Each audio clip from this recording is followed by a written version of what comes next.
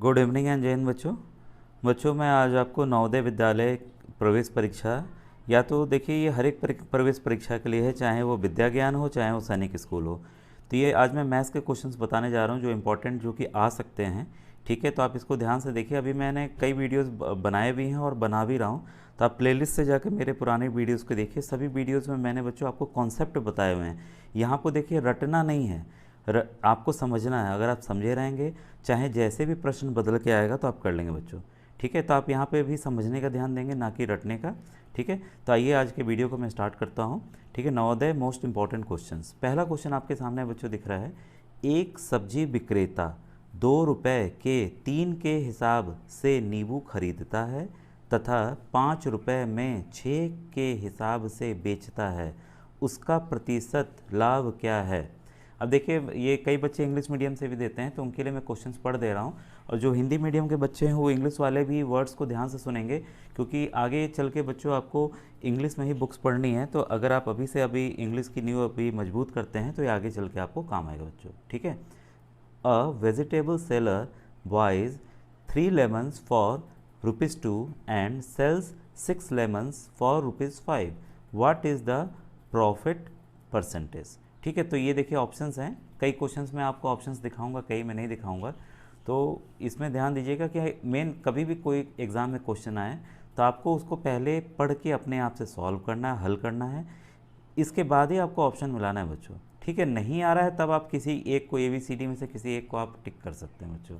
ठीक है, तो आइए इस क्वेश्चन को सॉल्व कैसे करेंगे। क्वेश्चन ये कह रहा है कि 2 रुपये में 3 नींबू खरीदे। 3 नींबू खरीदा, खरीदा मतलब कि इसका क्रय मूल्य हो गया।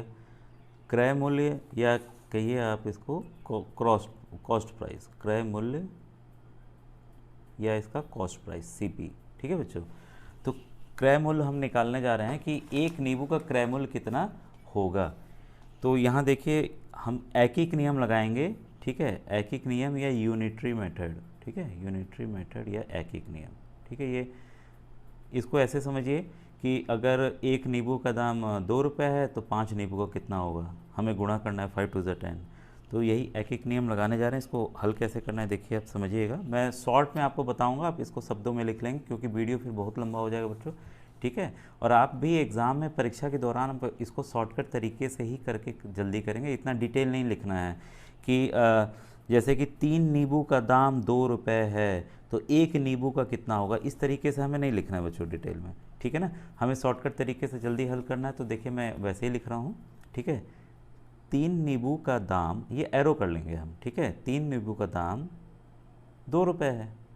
ठीक है, क्रय मूल्य, ठीक है, खरीदने का। तो एक नींबू का क्रय मूल्य या कॉस्ट प्राइस कितना होगा बच्चों। ठीक है, तो ये मैंने नियम पहले ही बताया हुआ अपने पुराने वीडियोस में। इसको आप पहले लिखेंगे, जो यहाँ संख्या रहेगी उसको नीचे लाएंगे, और जो यहाँ साथ में संख्या रहेगी उसको यहाँ पे गुणा करेंगे। तो ये देखिए, ये ऐसे भी हो सकता था। आपके एक आगे के लिए मैं बता दूँ, 3 नींबू का दाम 2 रुपये है तो 50 नींबू का कितना होगा, तब आप 50 को यहाँ ला के गुणा करेंगे बच्चों। तब हमें देखिए एक नींबू का दाम मिल गया। एक नींबू का दाम कितना है, 2/3 रुपये। ठीक है, अब वैसे ही हम इसका विक्रय मूल्य निकालना है। अब क्यों निकालना है अभी आपको पता चल जाएगा बच्चों, कारण क्या निकालने का। विक्रय मूल्य यानी कि सेलिंग प्राइस। ठीक है, तो सेलिंग प्राइस बेचने का भाई कितना है, उसने बेचा कितने में, बेचा है उसने बच्चों देखिए 5 रुपये में 6 के हिसाब से बेचा। ठीक है, तो 6 नींबू का विक्रय मूल्य कितना है, 5 रुपये। ठीक है, तो एक नींबू का विक्रय मूल्य कितना होगा, 5/6 गुणे 1, तो कितना आया, 5/6। क्लियर है, यहाँ तक आपको समझ में आया। इसके बाद आइए देखिए, हमारा आता है प्रॉफिट परसेंटेज या प्रतिशत लाभ। ठीक है, लाभ प्रतिशत बराबर क्या होता है। देखिए इसमें इंग्लिश के टर्म्स में ज़्यादा यूज करूँगा बच्चों, तो आप इसका ध्यान दीजिएगा।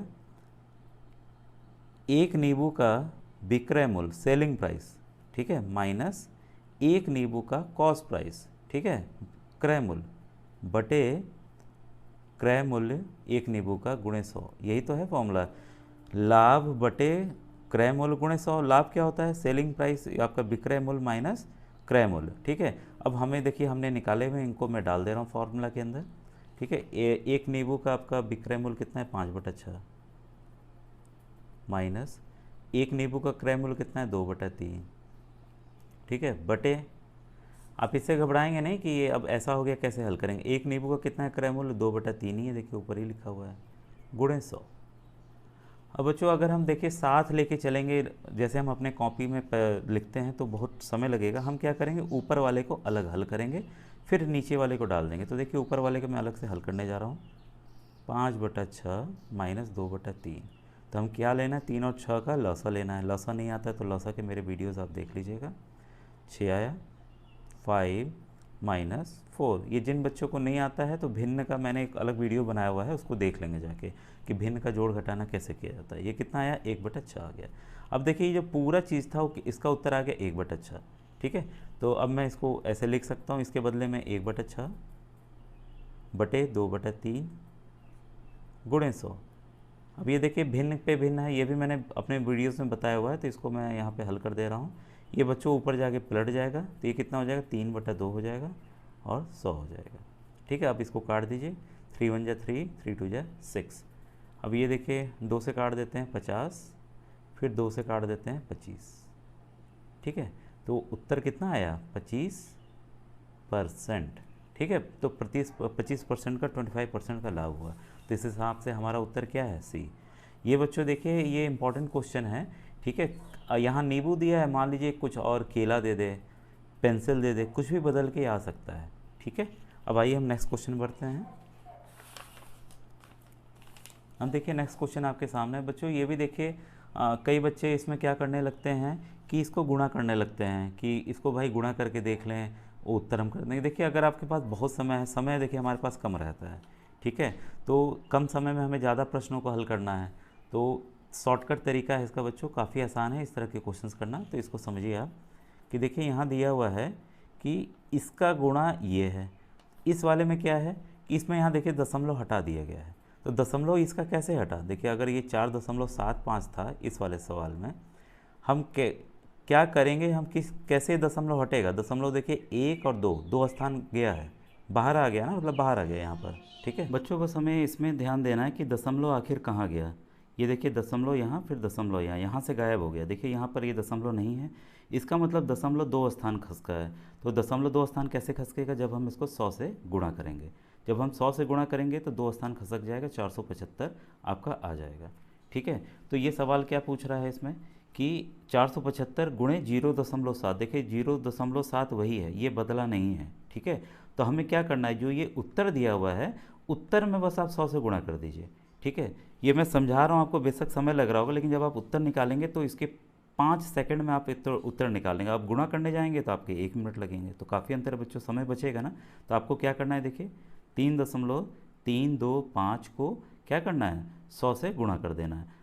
अब इसका नियम देख लीजिए शॉर्टकट, कि अगर 2 जीरो है तो हमें दो दशमलव को इस तरफ खसका देना है, संख्या को बड़ी कर देना है। जैसे 3 है तो 332 हो जाएगा। ठीक है, जब हम भाग करते हैं तो दशमलव इधर को जाता है, और जब हम गुणा करते हैं दशमलव इधर को जाते हैं। अगर ये नियम आपको याद हो जाएगा तो ये काफ़ी इजीली आप कर लेंगे। मेरे काफ़ी दशमलव के वीडियोज़ में मैंने शॉर्टकट्स बताए हुए हैं, जिससे हमारा समय बच्चों एग्ज़ाम के समय काफ़ी बचता है। ठीक है, तो इसका देखिए उत्तर कितना आएगा, 332.5। ठीक है, तो हमारा आंसर कौन सा है, आंसर नंबर ए सही है। ठीक है बच्चों, देखिए ये आसान तरीके हैं, कुछ शॉर्टकट्स हमें करने पड़ते हैं और जल्दी हमें करना होता है, तो इसलिए ज़रूरी है इनको समझना। आइए नेक्स्ट क्वेश्चन को देखें, काफ़ी ये भी इंपॉर्टेंट क्वेश्चन है बच्चों। क्वेश्चन है देखिए, एक बाग में 7,056 पेड़ हैं, यदि उसकी प्रत्येक पंक्ति में उतने ही पेड़ हों जितनी पंक्तियां, तो पंक्तियों की संख्या होगी। In a garden there are 7,056 trees. If in each line there are trees equal to the number of lines, then the number of lines are। अब देखिए इस सवाल को समझिए कैसे। हम लोग घबरा जाते हैं कि अरे पंक्ति आ गई, क्या करना है क्या नहीं करना है। ठीक है, अब देखिए इसको मैं इस पर बता देता हूँ। पंक्ति मतलब कि मान लीजिए कि यहाँ ऐसे ऐसे देखिए पेड़ लगे हुए हैं, फिर ऐसे ऐसे पेड़ लगे हुए हैं। ठीक है, तो जितने भी पेड़ लगे हुए हैं, सवाल ये कह रहा है इसमें कि जितनी पंक्तियां हैं, मतलब देखिए एक पंक्ति, दो पंक्ति, 3 4 5 6 ऐसे ही करके, तो उतने पेड़ हैं। तो इसमें देखिए हर एक पंक्ति में मान लीजिए 1 2 3 4 5 6 ही पेड़ होंगे, हर एक में 6 होंगे। ठीक है, आप मान लीजिए कि इसमें हर एक में 6 पेड़ हैं, तो सवाल यही कह रहा है। ठीक है, तो मान लीजिए कि मैंने मान लिया कि कुल पेड़, ये जो कुल, ये एक पंक्ति में जो पेड़ हैं, एक पंक्ति में जो पेड़ हैं वो हैं आपके, एक पंक्ति लिख लो, एक पंक्ति में जो पेड़ हैं in one line let the number of trees be X, एक लाइन में एक्स है। तो कुल कितने पेड़ हो जाए भाई, कुल पंक्तियाँ कितनी, उतनी ही पंक्तियाँ हैं। अगर 6 पेड़ हैं तो 6 पंक्तियाँ भी तो हैं, तो कुल पेड़ कितने हो गए, कुल पेड़। देखिए आप इसको ऐसे समझिए कि एक लाइन में अगर मान लीजिए 6 बच्चे खड़े हैं तो 6 लाइन में कितने होंगे, तो हम क्या करेंगे, इसको गुणा कर देंगे। तो वही चीज़ हम यहाँ कर रहे हैं, कुल पेड़ बराबर एक पंक्ति में x हैं और कितनी पंक्तियाँ हैं, तो कुल पंक्तियाँ x हैं, तो कितना आ गया, x स्क्वायर आ गया बच्चों। ठीक है। और सवाल में देखिए आपका ये भी दिया हुआ है कि कुल पेड़ जो हैं वो 7056 हैं। ठीक है, तो पेड़ों की संख्या दे दी है, हमें क्या लिखना है, ये पंक्तियों की संख्या कितनी होगी। तो इसमें याद रखिएगा, इसमें आपसे पूछ सकता है पेड़ों की संख्या कितनी होगी, क्योंकि दोनों ही बराबर हैं। ठीक है, तो नंबर ऑफ लाइंस पूछा है तो नंबर ऑफ ट्रीज भी पूछ सकता है, तो इस पर आप कंफ्यूज मत होइएगा, क्योंकि दोनों उसकी संख्या बराबर है। तो देखिए 7056, अब हमें पता चल गया जो पेड़ों की संख्या एक्स स्क्वायर है और वो कितनी है, 7056 है।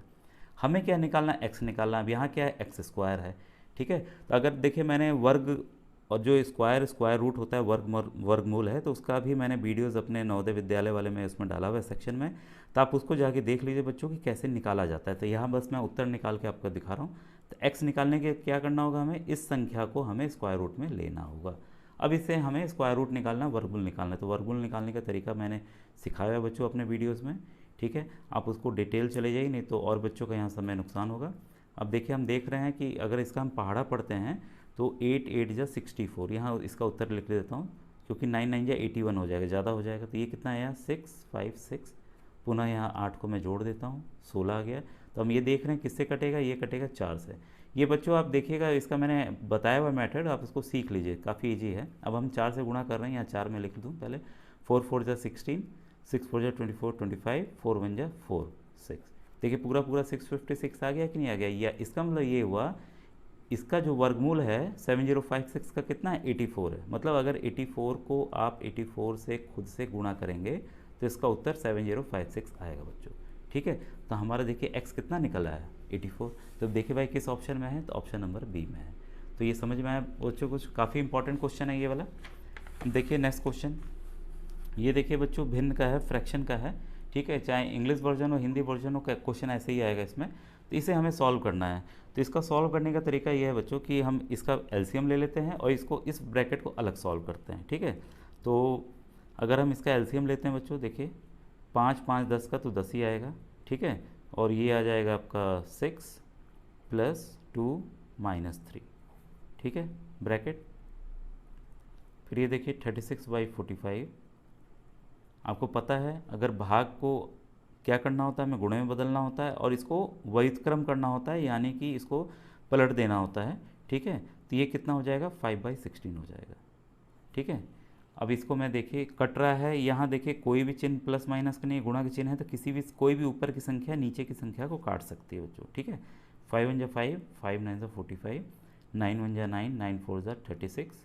ठीक है, 4 1 जा 4, 4 4 जा 16। बच्चों मैं इंग्लिश में टेबल पढ़ रहा हूँ क्योंकि मुझे इंग्लिश में ही टेबल याद है, आप हिंदी का पहाड़ा पढ़ के भी कर सकते हैं। तो ये देखिए ये आ गया, ऊपर बचा 1, नीचे बचा 4, 1/4। अब इस वाले में देखिए कितना आया, 6 और 2 8, 8 में से 3 गया 5, 5/10 गुणे 1/4। ठीक है, अब हम देख रहे हैं कि ये भी कट जाएगा, 5 1 जा 5, 5 2 जा 10। तो कितना आया आपका उत्तर, 1/8 आया। ठीक है, तो हम ऑप्शन में देख रहे हैं कि ये किस में है, ऑप्शन नंबर ए में है। तो काफ़ी इजी था बच्चों, आपने प्रोसेस सीख लिया कैसे करेंगे। अब ये देखिए क्वेश्चन नंबर 5 बच्चों, इस तरह के क्वेश्चंस काफ़ी आते हैं और आएंगे भी फ्यूचर में बच्चों।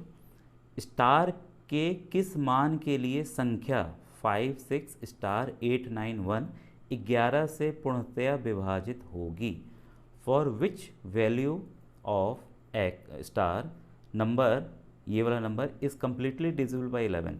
अब बिना भाग किए देखिए आपको ये भाग कर भी नहीं पाएंगे क्योंकि ये हमें नहीं पता है, लेकिन हमें एक नियम पता है, 11 से भाग का डिविजिबिलिटी रूल मैंने बताया हुआ अपने पुराने वीडियोस में, आप उसको जाके देख लीजिएगा, सबकी बताई हुई है कि 2 का क्या नियम है, 3 का क्या नियम है, 4 का क्या नियम है, 5 का क्या नियम है, 6, ठीक है, 8 का क्या नियम है, 9 का क्या नियम है, ठीक है, सब मैंने बताया है बच्चों। तो आप उन वीडियोस को जाके देख लीजिए तो आपको पूरा समझ में आ जाएगा। और 11 का भी बताया हुआ मैंने बच्चों, ठीक है, 11 तक बताया हुआ। अभी आपको इस स्तर तक 11 तक ही जानना है, ठीक है। अब हम क्या करेंगे इसके लिए, देखिए मैं डायरेक्ट उत्तर आपको सॉल्व करने जा रहा हूँ। 5 6 नंबर्स को ऐसे हल्का दूर लिख लीजिए, 8 9 1, ठीक है। अब देखिए इसमें हमें गिनती गिन देनी है। देखिए 1 2 3 4 5 6। अब ये मैंने इसलिए लिखी है, देखिए ये देखिए आपकी सम संख्या है और जो बाकी बची ये विषम संख्या है। तो विषम ये स्थान मान लीजिए, ये क्या है, स्थान है। एक स्थान पे, द्वितीय स्थान पे, तृतीय, चौथे, पांचवें, छठे स्थान पे जो जो संख्याएं सम स्थान पे है आप उसको जोड़ लीजिए, और आप विषम संख्या पे जो भी स्थान है उसको जोड़ के घटा देंगे। तो अगर वो संख्या 11 से भाग हो जाएगी, ठीक है, तो उसका नियम क्या है कि या तो वो 11 से भाग हो जाए या तो वो जीरो आए, ठीक है। दो कंडीशन है बच्चों। तो हम इसका देखिए मैं प्लस करने जा रहा हूँ। तो पहले मैं आपका सम स्थान ले रहा हूँ, 5 प्लस एक्स बच्चों 9 होगा, ठीक है। आप विशेष ध्यान देंगे कि कभी कभी लिखते वक्त क्या होता है, जो संख्या हम यहाँ लिए रहते हैं वही लिख देते हैं, ठीक है। तो यहाँ पर बच्चों 9 होगा। अब देखिए, अब विषम स्थान को मैं देख रहा हूँ कि विषम स्थान 5 पे कौन सी संख्या है, 6। यहाँ पे कौन सी संख्या है, 8, ठीक है। और 1 के स्थान पे कौन सी संख्या है, 1, ठीक है। अब इसको आपस में हम जोड़ लेते हैं। 9 और 5 कितना हुआ, 14। 14 प्लस एक्स माइनस ये देखिए 8 और 1 9, 9 और ये 6 15। अब देखिए यहाँ पर क्योंकि x ये जो स्टार है बच्चों वो एक ही संख्या है, दो संख्या हम ले नहीं सकते हैं। तो 11 तो उत्तर देखिए आने से रहा, क्योंकि ऐसी हम संख्या कोई डाल नहीं सकते कि हम घटाएंगे 15 तो 11 आ जाएगा। तो यहाँ देखिए जीरो ही आने की संभावना है, ठीक है। तो इसी आधार पर हम जानते हैं कि यहाँ पर कौन सी संख्या आएगी बच्चों। ये स्टार मान लीजिए, स्टार या यहाँ x मैंने मान लिया बच्चों इसको, ठीक है। तो हम 14 में कितना जोड़ेंगे कि वह 15 को घटा के जीरो आ जाए। साफ साफ दिख रहा है हमें कितना जोड़ना है, 1 जोड़ना है, ठीक है। तो 15 में से 15 गया जीरो, ठीक है। तो यही तो मैंने नियम बताया था, अगर हम इसको घटा रहे हैं सम संख्याओं के स्थान माइनस विषम संख्याओं के स्थान को, ठीक है, तो या तो वो 11 से भाग हो जाए या तो वो जीरो है। तो यहाँ संभावना किसकी बनी है, 1 की ही बन रही है कि अगर हम 1 करते हैं तो ये जीरो आ जाएगा। तो यहाँ बच्चों क्या होगा, इसका उत्तर 1। अब देखिए मैं एक्चुअल में आपको करके भी दिखा देता हूँ ताकि आपका कन्फ्यूज़न दूर रहे। 5 6 1 8 9 1, ये नियम के तहत हम लोग का, मैं आपको बस दिखा रहा हूँ कि देखिए हमारा उत्तर सही आया है, ठीक है। 11 5 ज़ा 55, आपका ये आया 11, 11 1 जा 11, ठीक है। ये आपका कट गया, आया 8, फिर 0 ज़ा 0, फिर 8, फिर 9 उतर गया, 11 8 ज़ा 88, आया आपका 1, फिर ये 1 उतरा, 11 एकम 11। देखिए ये पूरी तरह से कट गया कि नहीं कट गया। इसका मतलब हमारा जो उत्तर हमने 1 निकाला है यहाँ पर वो बच्चों सही निकाला है, ठीक है। तो इसका मैंने ऑप्शन जानबूझ के नहीं लिखा था ताकि आप इस तरीके को समझें कि ये सवाल कैसे हल होते हैं। उम्मीद है बच्चों आपको ये वीडियो पसंद आया होगा। नेक्स्ट आपको तुरंत मैं जल्दी ही आपको फिर से इंपॉर्टेंट क्वेश्चंस बना के वीडियो को दूंगा। थैंक यू बच्चों, थैंक यू फॉर वॉचिंग।